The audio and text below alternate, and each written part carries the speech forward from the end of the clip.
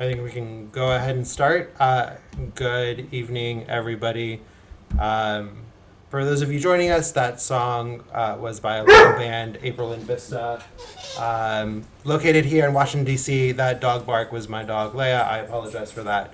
But we are here tonight in conversation with Kelly Towles, the one and only Kelly Towles, uh, Washington, D.C. based artist, muralist, but also like a fine artist, worked on partnerships with DC Brau, U Street Music Hall, DC United, kind of so all over the city. Has done a lot of really great work, but has also worked internationally, which is amazing. That a local artist from Washington D.C. has kind of done that kind of work, and one of my favorite artists, to be honest, Kelly. Um, so, quick story. In 2012, 2013, my grandfather was really sick, and he was in and out of the hospital at Georgetown University Hospital. And Kelly, you used to have my first experience with your work was a mural that you had off of Foxhall Road.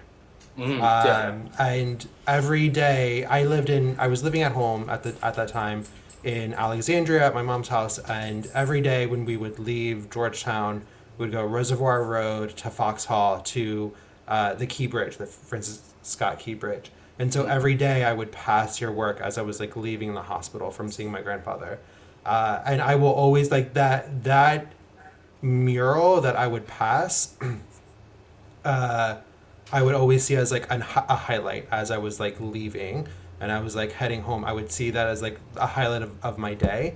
And I have started to associate uh, your images, not just your images, but like the way that you specifically like form faces, right? Mm. And show the figure. It for me for some reason ties to a lot of like happy memories that I have of my grandfather. That's right. Um, so your work is like super personal to me for like no reason of your own, right? Mm. Other than existing, Right, right. but because of the way that the world works and the way that we engage with something like murals, um, your work is meaningful to me because of that, right? So I was a fan of yours before I had ever met you, and then like I put you on a pedestal and had wanted to like meet you for such a long time, and then that finally happened while back. I think we met the first time you came to, not the first time you came to Phillips Collection, but you were doing a project with us and at Phillips After Five, and I was running it, and it was like such a highlight just to like meet you and like meet your family. So it's been really great. Thank you so much for doing this project with us with the Phillips Collection, kind of reimagining our logo for us. Again, my dog, I apologize.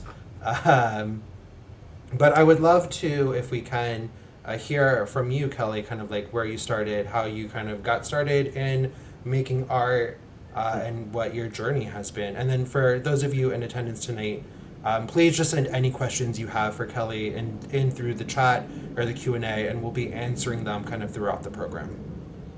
Thank you, honestly, for having me, letting me be a part of this, but also for the story. That's very amazing to hear, and I am humbled to get to do this for a living. To talk about the mural real quick, the mural was a collaboration between myself and a Taiwanese artist named DB. Um, he is an amazing person, and we didn't really have anything planned. And when we did it, he wanted to do the thing. He wanted to do dealing with the senses and atmospheric and very much spiritual to him. And he is a phenomenal person. I got to paint with them in Taipei, and it was with him and another artist named Mr. Oge. Love my Taiwanese crew. They're really, really amazing people.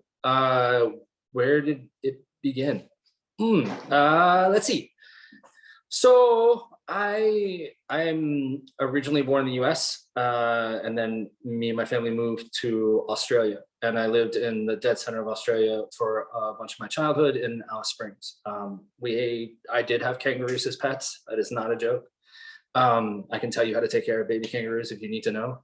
Uh, and a lot of what I grew up with there during the time was only one television station. We only had BBC One, and I grew up with British dark humor and anime. So I grew up with like Astro Boy, and Voltron, and like all this other stuff. And then when we moved back to the US, uh, I grew up with that stuff. And when it came back, it was like people were like G.I. Joe. And I was like, I have no clue what you're talking about. but then came to love it and stuff like that. My childhood was very turbulent. Didn't come from a good place in the family, and we moved up to Maryland. I ended up going to University of Maryland, and I got my Bachelor of Fine Arts. Lucky enough for me, I met my wife there, and we've been together for 20 years. And when I got my degree, I did what everybody else does. You work jobs so that you can, make art. It's usually not the reverse. You don't do art and then that's how it happens. You work your side hustles. And I worked at Whole Foods for like 10 years doing graphic design. And I never studied graphic design. I just fell into it. I worked at their produce department, like just doing produce. And I was just always artistically inclined. Like when I was younger, I would copy metal album covers because they're just like rad. Like Metallica covers, like Pushead, the artist, and like just so infatuated with skulls and things like that, and just copying. It was just fun to mimic. And then it transitioned when I went to college. It's the same thing. Like in between high school and college, I started doing graffiti. And it was an outlet because if I didn't do that stuff from my family and everything like that, I was already into drugs and I was already going down a path. But graffiti basically saved my life. And I was really bad at graffiti. I wasn't good at it. Like my lettering was shit. And the thing is I always leaned more into character-based style stuff than into lettering. And it just felt comfortable to keep doing that.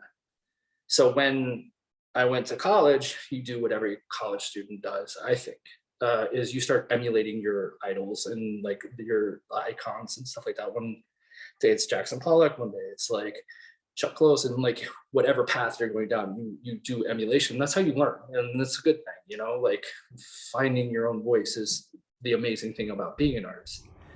And one point I went on tour with my friend's band, and I left college for like a year and a half, and we just went out and did rock and roll stuff. When I came back, I was really good with my professors, and I was on my last year of school, and they kind of were pissed off because I just left. But that's what you do when you do rock and roll shit. So when I came back, they basically, like, I had to build back a senior show and do all this other stuff. And since I pissed them off and I wasn't doing the work that thought I was going down the road, I reverted back to graffiti and spray paint. When I had my final thesis show, one of the professors came up, and this was 2005, and this was before graffiti was a $1 billion industry, street art, mural making, that type of industry. Yeah. And one of my professors told me that the paintings that I did were cute, but they would never be viably sellable. And I was like, really, I took it to heart, and I was really bummed about it. And then a couple months later, I got nominated for a project from DC Commission of the Arts and Humanities. It was called a Print Portfolio Project. And since I had done graphic design for 10 years already at Whole Foods, I knew immediately what I wanted to do, because you were supposed to create a digital print and work with a digital print master. And you had 3 8-hour sessions. So I knew immediately what I wanted to do. I took what I loved and I drew on a postal sticker. You know how you always tag it up and you stop on places. And I, knocked out my first design in, 2 hours. And the owner of the print shop and the gallery said, "That's amazing. Do you want to keep doing the rest of your sessions just so you could flush out whatever else ideas?" I did. And I just reverted back to the first one I did. And I loved it. And then the project was over. And what happened is that I basically did a bunch more drawings on stickers like I normally would do. And I went back to the gallery and I said, "Hey, I would love to do a solo show here. Can I do that? And just do more of these?" I mean, that's just dumb. Who does that? Who walks in and shows stickers and says, "Yeah, I want to do this and have a solo show"? And they said, "Yeah." And I didn't realize what I was doing. I was just young and doing it. Yeah. So when I started working on the show with them, it more and more started to realize, because the owner of the gallery is David Adams. and he like they had an amazing gallery. It's now closed, and they still, I believe, have an amazing print shop. Um, and I didn't realize that they only showed like 10 people. They showed Chuck Close, Jim Dine, Jenny Holsler, like huge names. And when I would go in, I would see like, these amazing immaculate prints and like all this stuff. And like, I didn't know I was on the bottom of a totem pole of like huge giants. And it was really awe-inspiring and a huge time for me. So I had 2 solo shows with them.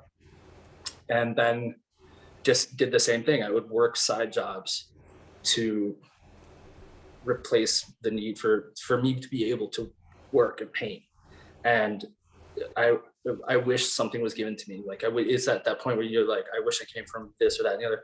But at that point, I didn't realize it was the best thing for me to do, is to really hustle and learn how to do the hustle and take nothing for granted. Like I dog walked, I bartended, like I did everything. And it was at the point where I was bartending and I realized that my art was selling and I was able to actually sustain off of it.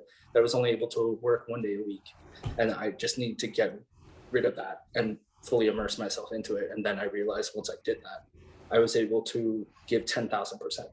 And it happened. And it just like the motivation for me to work harder, the motivation for me to learn how to be a business person, because you have to learn how to be a business person these days. Yeah. You have to learn to be a PR person. You have to learn to be everything, and to how to navigate this world. And like, that's a big advice that I always try to give to anybody who comes to me asking about like, how do you, it's like not how do you, it's just do everything. And then you will be able to do it. So, yeah. And but that's short story. Yeah. And interesting you say that, right? Because one of the conversations I have, my boss went to Micah and I went to the Corcoran, right? And so like we both went to art schools, but we're never taught,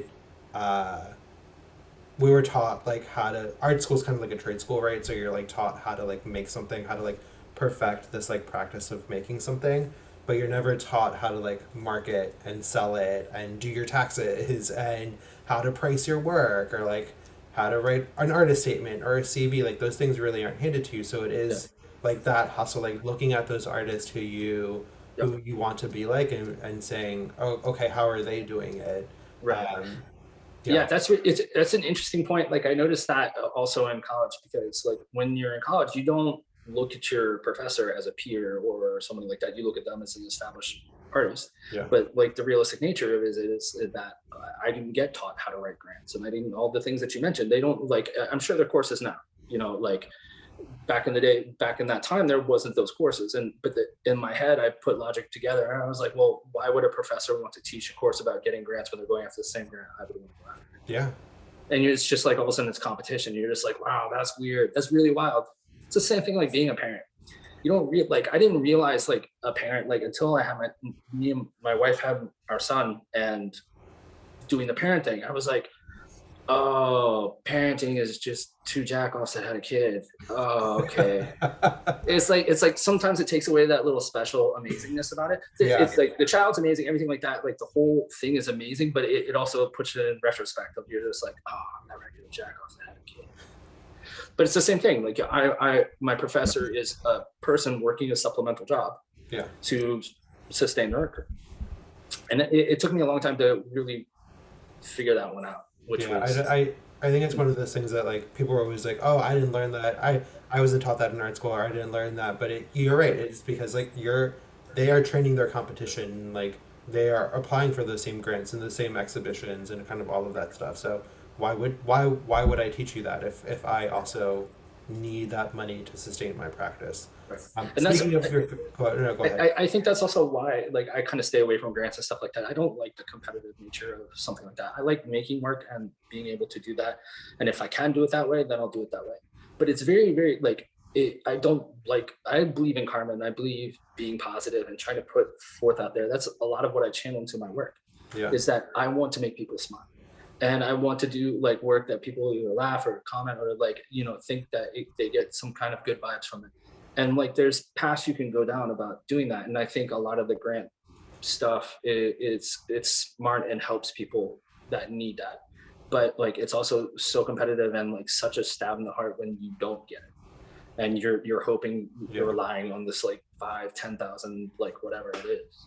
Yeah. So yeah, I think they're good. It's just I just don't follow those things anymore. Do you think that that aspect of like not going for grants, right, when while other people are competing for them, do you feel like that's like stunted your career in any way or like stopped you from growing?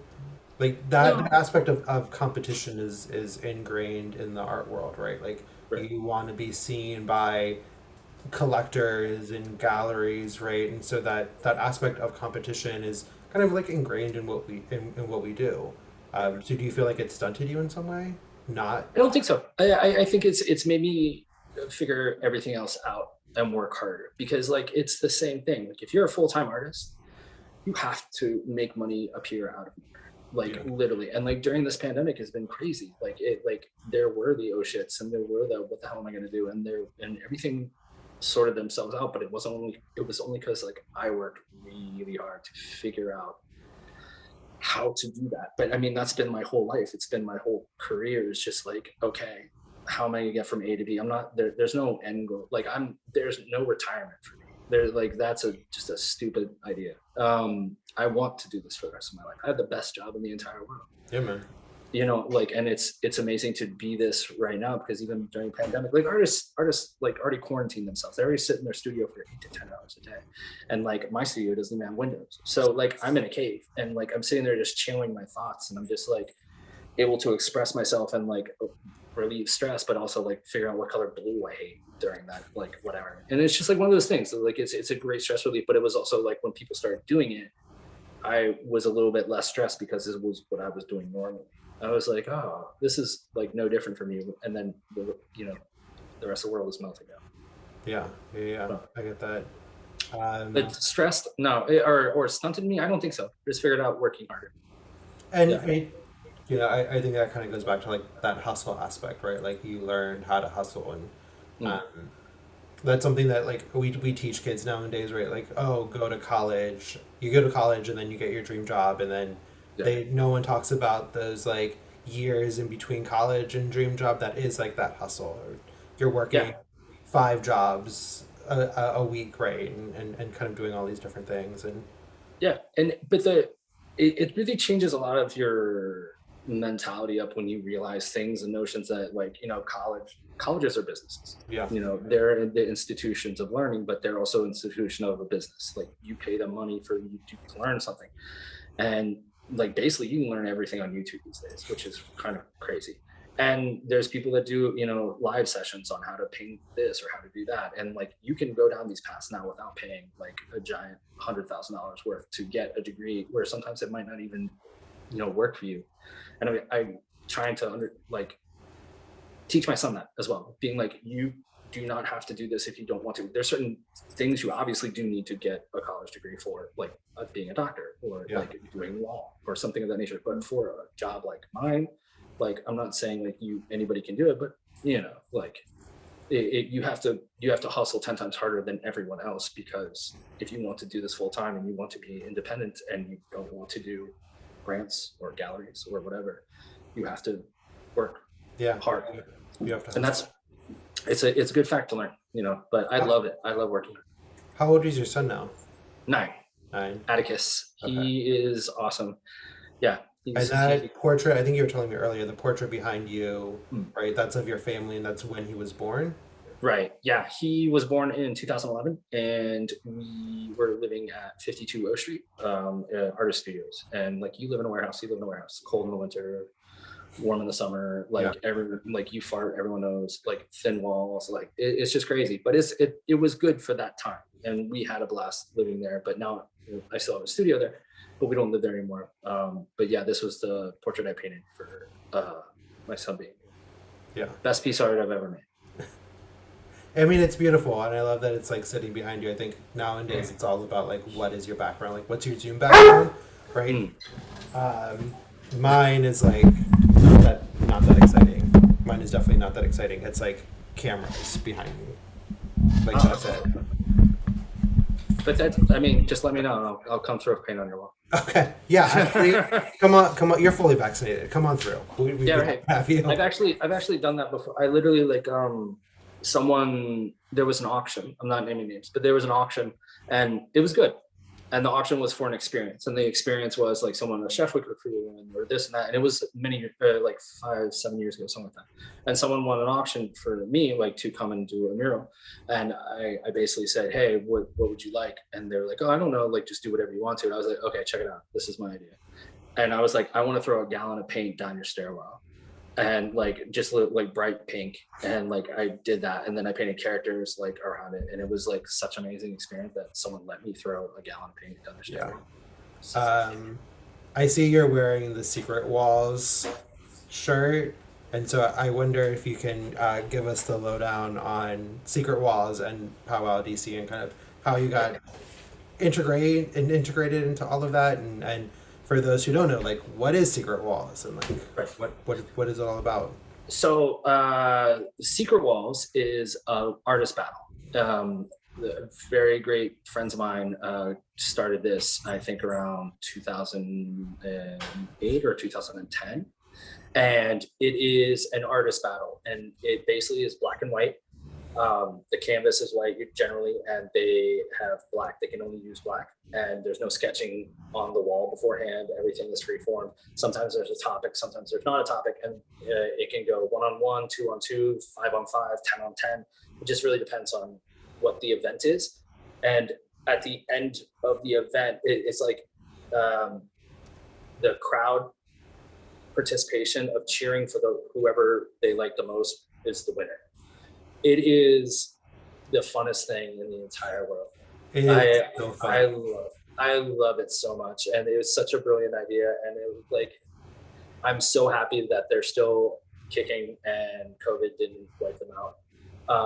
And so for the festival for Powwow DC, so Powwow Hawaii started around 10 years ago in Hawaii, and it is a mural festival. And we are the sister festival of that. And the whole goal is to beautify the community. Because since I have such a awesome, amazing, kick-ass job of me being an artist, the only way you're able to be an artist is if your community supports you. There's no other way around it, like doing it how I'm basically living my life. There's no other way without my community support. And I am honored and humbled that I get to do that. So this is my way of giving back and being able to turn gray walls bright and hopefully make people smile and beautify it. And like we have 3 things, like you can't do sex, violence, or politics. But it's also my job as a curator of the festival to pick people that won't just paint dicks all over the place. So like that's like, obviously I'm going to do that and work with amazing artists from around the world, but be within our community. So it's almost all the time it's half visiting, half local.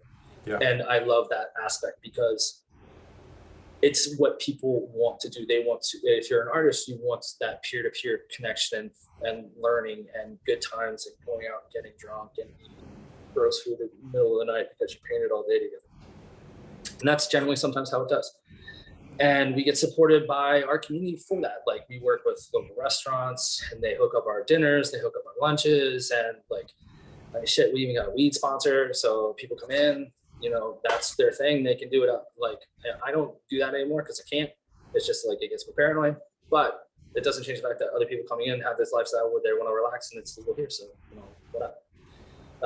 Sometimes we get booze sponsored, like Heineken or DC Brau sponsored, and gave them a beer. Like it's like one of those things. Like it's such an amazing experience because when people come and visit my city, I get to show them like how I believe DC is. Like I'm some other native DC people might not say it. They're like, oh, the mall, or oh, like blah blah blah. I'm just like, those are amazing institutions, museums that we get to go to for free. Like they're like $25, $30 in any other city. They're free here. And like it's such a valuable thing, especially get to take my son and get a vast wealth of knowledge in like 1 or 2 hours and go check stuff out and kill a day or kill time.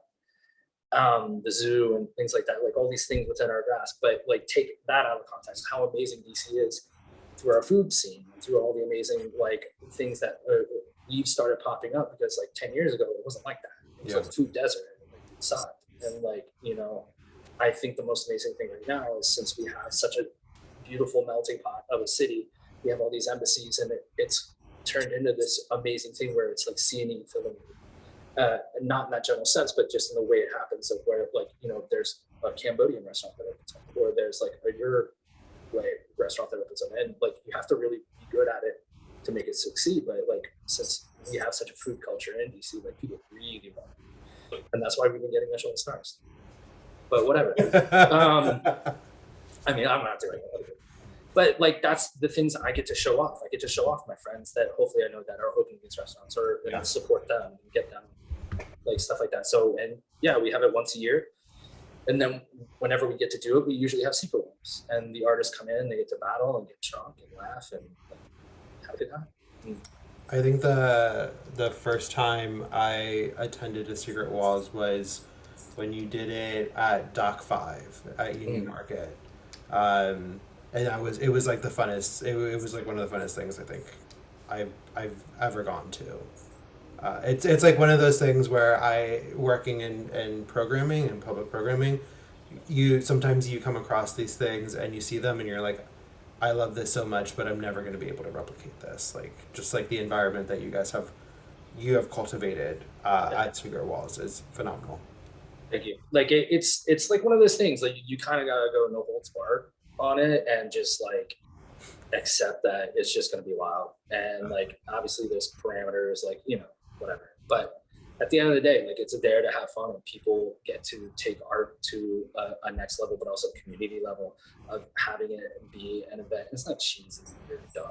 It's like literally like just people like slinging paint and like drinking beers and like going over and heckling the other team, or like stealing their ladders that they can't get up too high. Like, I mean, I did that because like I wanted to win really bad, so I kept it. But yeah, no, it's rad, because if we get to do that and turn art from this thing that we're, you know, we're I don't want to call it a luxury item, but we're not a necessity. You know, like most people don't see us as that. Like most people think this job is not that. I love turning that around and making wanting people to want to go to check out murals, and want to go to want to buy my art. Like it's such a rad job.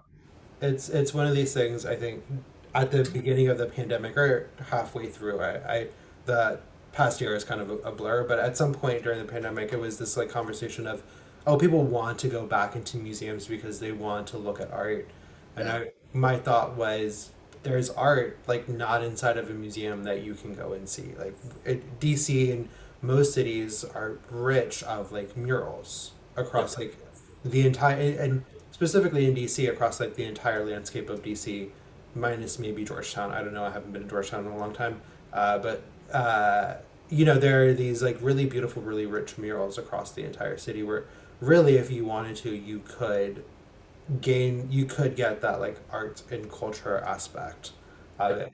I wonder kind of like what your perspective is like, so on this kind of like street art, murals, graffiti has been like looked down upon as like non high art, right? Lowbrow art for such a long time. And over the past couple of years, primarily because of the popularity of like Banksy and like other like street artists of being included in like museums and gallery shows, like that has significantly, not significantly changed, but the needle has started to move, right? Do you see yourself as like kind of being a part of like that needle moving? No, I see myself as like I I'm a participant. Yeah. And I love that aspect. I'm not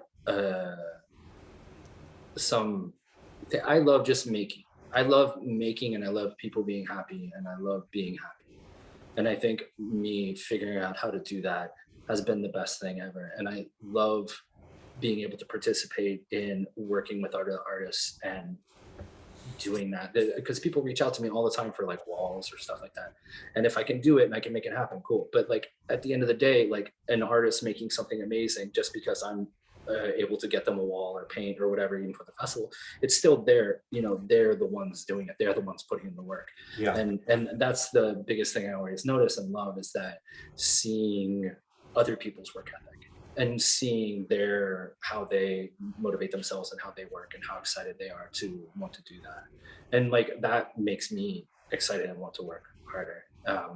I love like the concept, how people think like artists are like broody, like just like I don't know, like heroin addicts or Yeah. something, like especially in like what we do.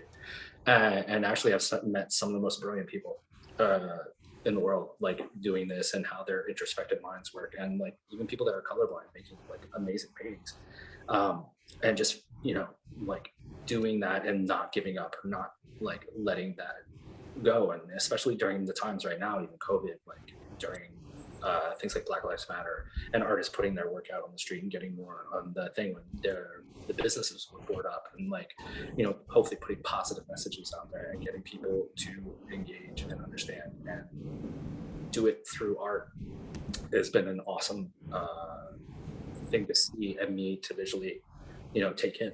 So it's wild, but I believe I'm a participant, and if I can be a catalyst and help people and I can do it, yeah, love that. I'm fully down. Yeah. As a muralist, as an artist, like it then like really doesn't matter to you if your work is ever shown. It doesn't matter to you if your work is ever shown in a museum or a gallery. Like, does that matter or? I think it's cool. Yeah. Like there's like institutions like that are there for a reason. Like they can house and safeguard like immensely valuable work, or like just work of just huge artists, and be able to take care of them. And that's their reason why. And like that's the reason why they have curators and security guards and people that love to do their jobs and be around that environment. I think they're important. Do I think that I could be in them? That would be rad.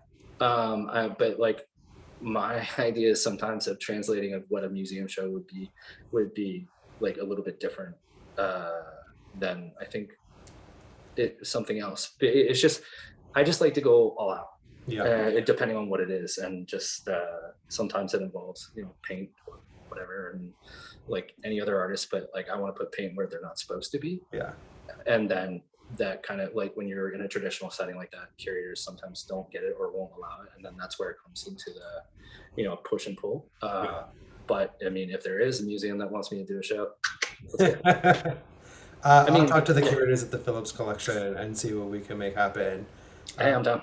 But speaking of going all out, so the reason we're talking to you tonight and the reason we reached out to you originally was to reimagine. So for those of you who are in attendance and may not know, the Phillips Collection is in the process of celebrating its centennial year. We're turning 100, you guys.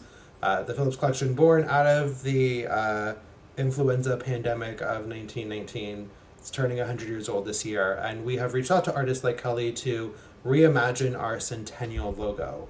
And Kelly, very true to himself, going all out and doing more than is asked for. Instead of submitting one drawing, I think submitted somewhere in the ballpark of like 20. No, but like I think we got like 7 or 8 images from him, and so I want to share this. You put them all together in this like video that I want to share for everyone, so that they're able to see it. Give me 1 second to like pull it up. No, do it now. Screen share. Oh, it's not coming up. That's weird.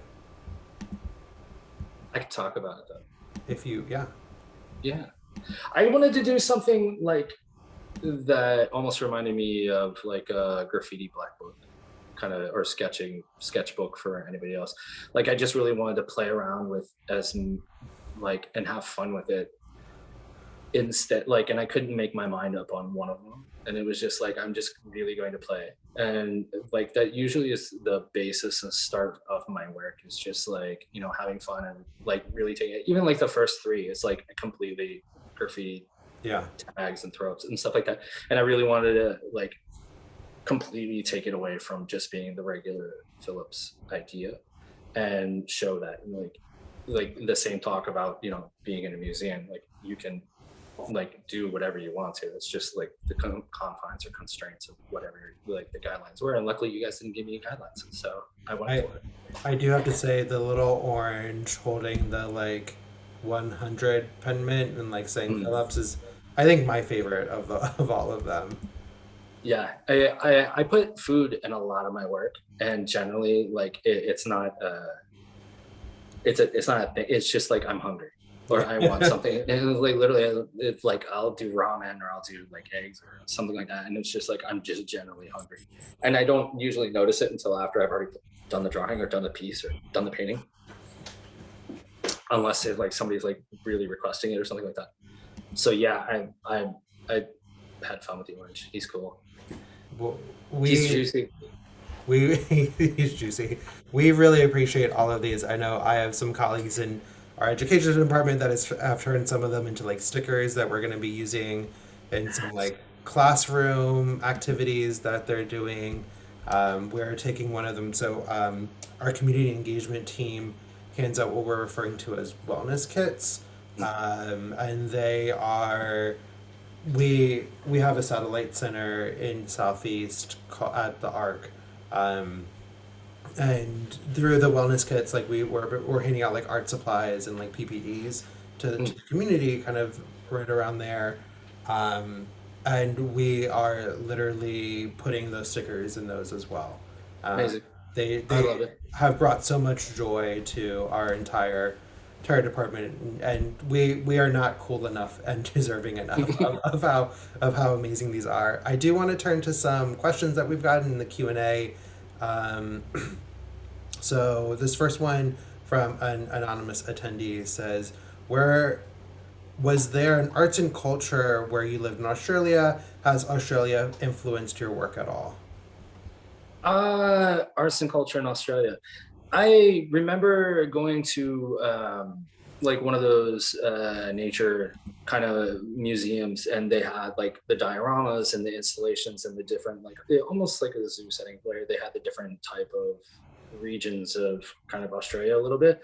But most of Australia is just like desert and arid and like whatever. So it was funny because there was like, you know, a tropical region for like the one part of tropical that they had, and then the rest is just like explanation. Um, and that stuck in my head because it was like I do like doing installations and I like playing around and doing stuff like that. So maybe something from that. Definitely Aboriginal natives for Australia. Like I definitely had that because the school I went to was a Catholic school. I'm not Catholic, and it was just like one of those things that was the only school in town.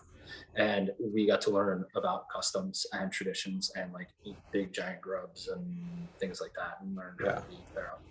And it was also, since it was a Catholic school, like I had nuns as teachers, and like one of the things that happened during my when I went to school there is like one of my nun, like one of the teachers that was a nun came in one day and she was a nun. The next day she came in and she was punk rock. She like literally dropped her vows and everything like that. She came in with like purple hair and like and it was a shock to me. I was like, Mary Frances? I was like, what is going on here? And like you're a little kid and you don't take that into account, but like it's one of those things that stuck in my head for like a long time. Like it's like choosing things. I'm not saying that what she did was like the she just made a choice in a lifestyle thing. And but the lifestyle she chose was punk. And it like later on I would get into hardcore music and punk rock music and like, you know, techno and rave and like Yeah. stuff like that. Really, even at the gym these days, like I listen to Japanese metal. It's just like one of those things. Like I've thinking about that. It always relates back to that because like you don't have to listen to anyone when you're doing art, and that's the freeing thing. I love it. I love it so much. And it's not a fuck you to anybody. It's just like it's a channel, and like it's a weird thing where artists are so emotional and like having to explain every single thing that you make to people because people usually ask that, and if you're not able to correctly do it, sometimes it can be frustrating. But I love being able to express it and being able Yeah. to channel.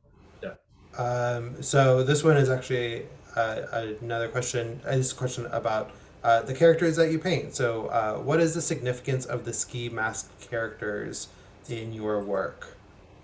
I think a lot of it has to do with like they're bandits and like stuff like that. Where like you know I like in my earlier work I would love to put them in situations and like have them doing things, but it wasn't necessarily like violence. It was more also like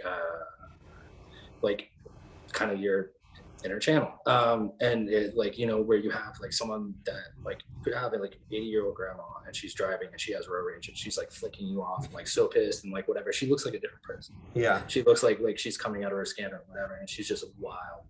And that's kind of the thing. It's like during a lot of my earlier work, I liked that idea of like who you are is not kind of shown on the outside, it's usually on the inside, or how you engage with people.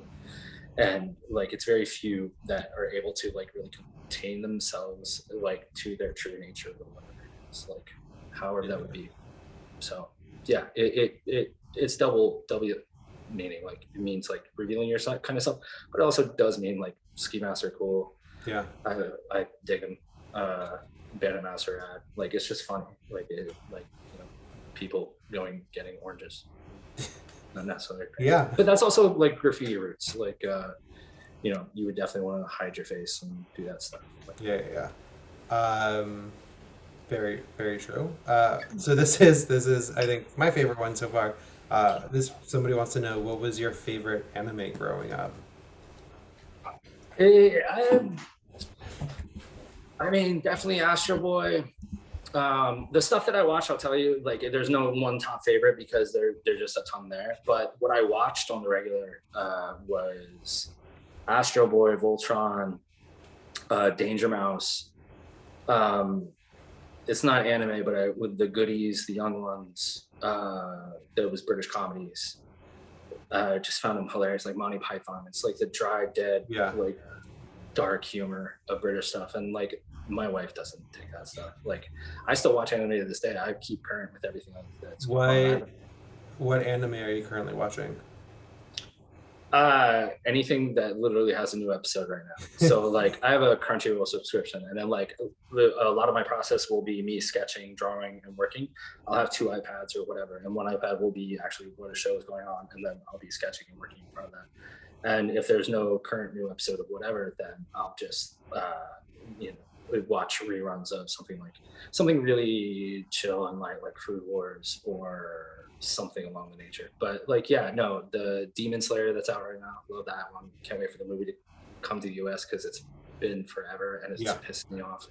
And it made so much money, and it shows like that. Even it's just like how graffiti and street art and all that stuff has made a segue into being like is hugely popular. It's the same thing with anime. Like Crunchyroll, which is an anime app or viewing, whatever you want to call it, like HBO service. It's like Hulu for anime. Yeah, but it literally got bought by Netflix for like $1 billion or something like that, or it was somebody bought them and they got sold for $1 billion, and that shows the power and like the thing that people love about anime. I mean, look how like I think it was like Naruto that really American culture really started latching onto anime and bringing that out, and, like coming up with that. Yeah. I love it. My wife calls it cartoons, and I get so upset. So we have this like time period in our household where one of us is like making dinner and one of us is sitting on the couch. And if I'm the one sitting on the couch, that's like my anime time. Like I just like sit down and like turn it on and just like watch kind of whatever I want to watch. I'm such a nerd on it. Like adult cartoon time is it's great. Yeah. I mean, just look at Rick and Morty. I mean, like how hugely popular that is. And, like, it's like it's amazing because like those type of styles and things like that I hugely enjoy because it's gritty and raw. And I think that's a lot of where anime basically came up to as well. It's like it got more and more bloody. Like Ninja Scroll was like one of the movies out there that like just showed it all. And then it started doing that in the segue. So like when I would go to Japan a lot, and I can't wait to go back soon, as soon as I can. Like those would be the things that I would check out. I would check out the manga stores, and I would check out all sorts of different stuff and get influenced and like really take it in because they're creating it for the most part. Yeah, right there. So we have this question from Rachel who says, you said you were just young when you asked the gallery to show your work. Can you reflect more on your relationship with the people who worked there at the time? Did you stay connected to them? I honestly haven't. I value like what they gave me and the lessons they learned. I'm very much like I can be an extroverted person for the most part, but even for COVID, like I've really turned introverted and like don't even know how to talk to people almost anymore. But yeah, no, there's a really good friend of mine. His name is Brian. He worked at the gallery starting out, and he moved to St. Louis. And talk to him that much, but like we do correspond every once in a while. But he would be the one person. David Adamson and his wife Lori were amazing people to give me the honor of the start and things like that. And it when they stopped doing the gallery, it's like one of those processes where you just start doing other stuff. So no, I didn't really keep on with them, and it's just like that's a bad part about me not doing that. Like I need to reach out to my friends more. So Rachel, I will reach out to my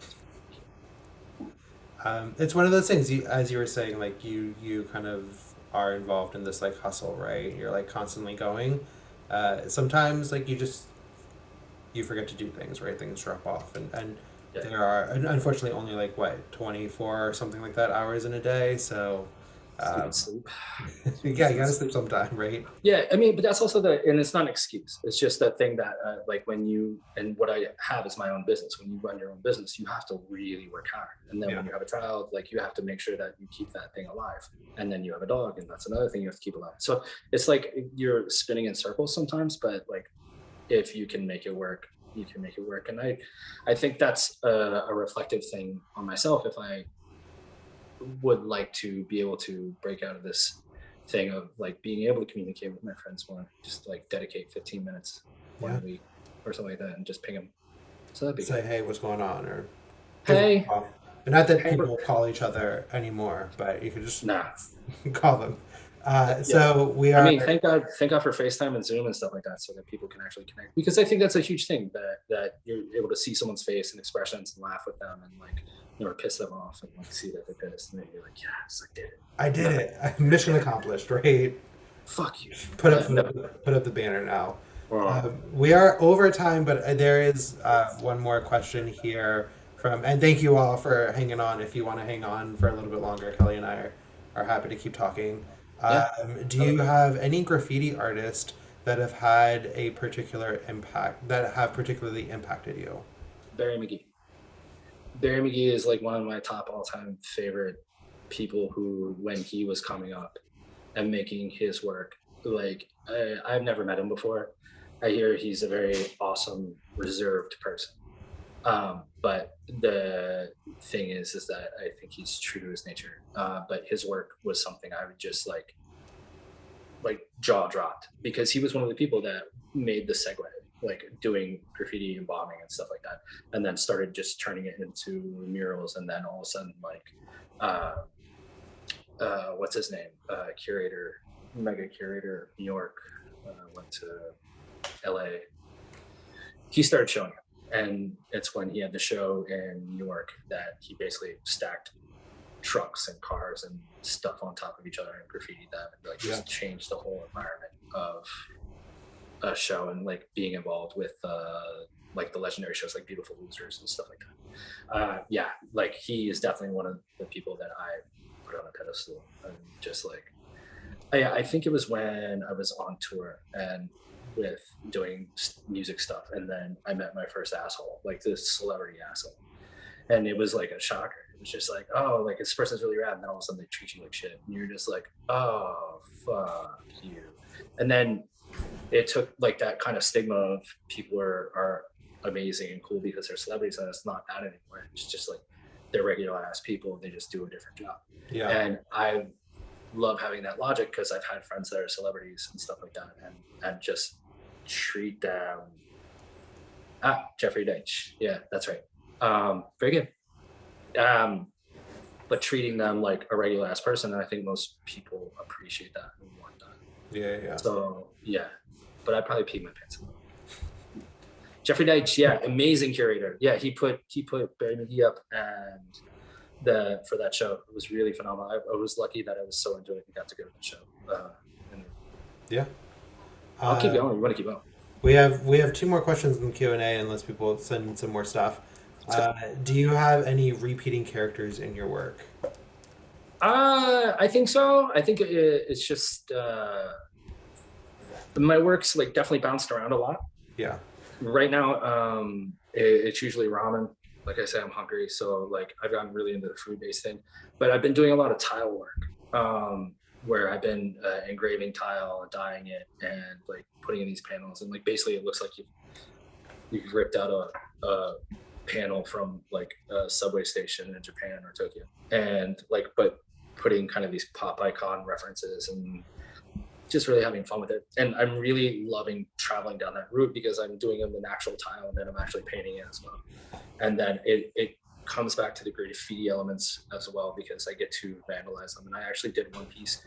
It was like the first one I experimented with, and I made it look like a bathroom wall and like literally installed a toilet paper roll holder and then like 3D printed a toilet paper character as the toilet paper and like just like vandalized it. And friends of mine, Rever and Astro from Paris, they were in town doing a mural, and I curated it and helped. We did it. It was 14 stories, and we did it in 8 days. And I got them to tag on it. So, and it was funny because like it's like this ever evolving thing. So if I have friends in the studio, well, I haven't had friends in the studio for a year, but when my friends come back to the studio, they can like just like randomly tag work of mine, and like then it just becomes a part of the piece. Yeah, so that's awesome. Yeah. Are you using like new tile for those tile pieces? Are you like going to like Home Depot or Lowe's and like buying tile? Lowe's and Home Depot, like just regular ass tile. Yeah. And like I wish there was something special about it because like I get that question a lot. They're like, "How are you doing? Like, what's the tile?" I'm like, "It's nothing. It's like just subway tile." Yeah. If it was like if I like someone gave me like crazy beautiful tile like that, whatever, then I'd use it. But like, you know, right now it's just subway tile. And I have fun with it because like some of the tile I use like I love the specific idea because you can go to any subway station or any dive bar bathroom around the world and then you'll see like they have 90% of it is a certain type of tile, like subway tile, and then somebody goes in there and fucks it up and smashes it or something happens to it, and then they replace it with like odd ass tile that's not even like the same tile, but like it would be a smart decision, but they don't do it. They're just like, "Oh, I'm gonna put this one here," and you're just like, "Why the fuck did you do that?" And I love seeing that aspect of being like, you know, like it's out of place and it's got its own beauty to it. So like I've been doing that as like mismatching and like stuff like that. It's fun. Yeah. So last question that we have here: if you weren't a professional artist, what career would you like to have? Oh shit, probably a chef. I love cooking. Even after this, I'm gonna barbecue for my family, and we're gonna have stuff on the grill. I love to eat. I love to eat, and my favorite thing to do when we travel, me and my family travel, I don't spend money on shit. I don't spend money on clothes. I don't spend money on like everything I own has paint on it. Like like even if I wear a brand new pair of pants that I don't want to get messed up and I actually have to go to the studio, it will get paint on it. It doesn't matter. Like it's just going to like attract itself to me, and that's it. It's over. Even my son, like they'll just be like, we'll leave and there'll be paint on it. And my wife will be like, "How the hell did that happen?" I'm like, "I don't know." But it's just like one of those things. But doing a lot of like when I travel, we spend money on basically food and like good drinks and like just enjoying ourselves. And like that's the kind of goal. It's like taking in a place and like that's people, you know, do that culturally. You eat and you take it in that way. And like that's what I love it so much. And I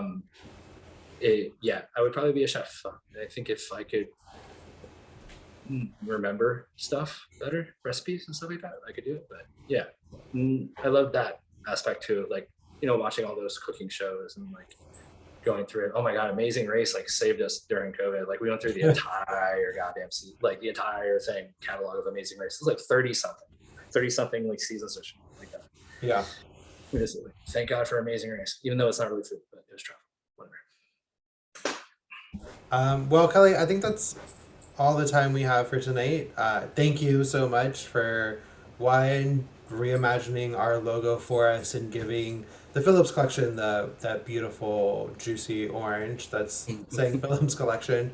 It is actually the background on my computer now. So I love it. Obviously, I love your work. It's always a pleasure to talk to you. So this was phenomenal. Thank you so much. Your Instagram handle for people to find you is at Kelly Towles, right? Yeah, at Kelly Towles. So check them out at Kelly Towles. Thank you all for coming and hanging out with us tonight. I think this was great. And Kelly, tell your son anytime he wants to spar in Muay Thai, I'm more than happy to glove up and spar with him. That would be amazing because he's whooping my butt. I'm defenseless. I'm useless in a fight. I need to take Muay Thai to learn how to fight just so I don't get beat up by myself. Yeah, It yeah. sounds like a good plan. Yeah, he's doing really. He got another stripe on his belt today, so he's superstar. So Yeah, that's exciting. Yeah, go for it. All right. Thank you so much, everybody. Thank you, Kelly. Have a great thank you. evening. Yeah. Okay, bye. Bye. Thank you.